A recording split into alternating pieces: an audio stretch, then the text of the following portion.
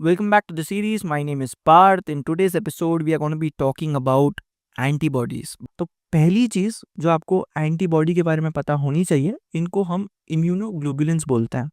ठीक है, 5 तरह के होते हैं ये. You've got IgG, then there is IgA, IgM, IgE and IgD.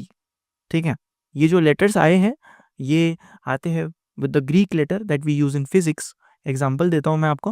जैसे IgM is mu, IgD is delta, IgG is gamma, IgE is epsilon and IgA is alpha. Some extra piece of information, ये जो IgG है ये एक लौता ऐसा antibody है जो placenta के आर पार जा सकता है.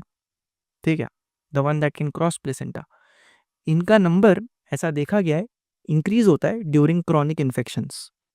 और अगर मैं बात करूँ एक्यूट इन्फेक्शंस की तो इसमें IgM का नंबर बढ़ता है. ठीक है, एलर्जीज के टाइम पे IgE का नंबर बढ़ता है. क्रॉनिक वो बीमारियां हैं जो काफ़ी समय से चल रही है, और अगर if the duration is short तो वो होती है एक्यूट इन्फेक्शंस. अब अगर हम एंटीबॉडी की बात करें तो इसके शेप से शुरू करते हुए it looks like the English letter Y, right.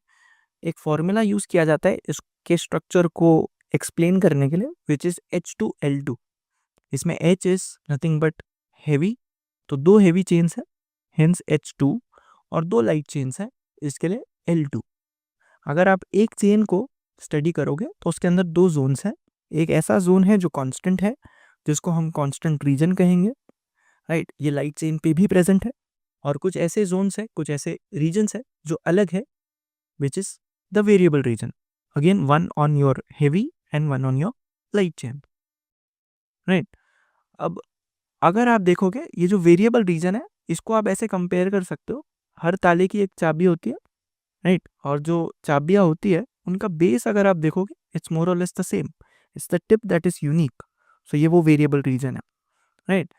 अगर मैं इनके जुड़ने की बात करूँ तो आपको 2 सल्फर बॉन्ड्स लगेंगे जो हेवी चेन और लाइट चेन है.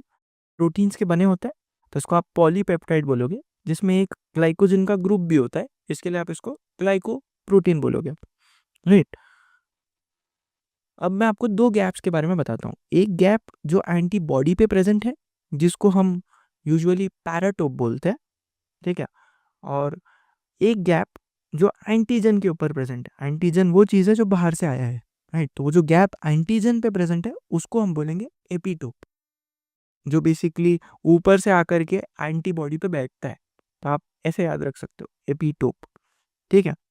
अब ये जो एंटीजन और एंटीबॉडी है ये जब आपस में मिलते हैं तो they make up something called as the antigen antibody complex. ये बिल्कुल ताले और चाबी की तरह होती है, हाईली स्पेसिफिक, राइट.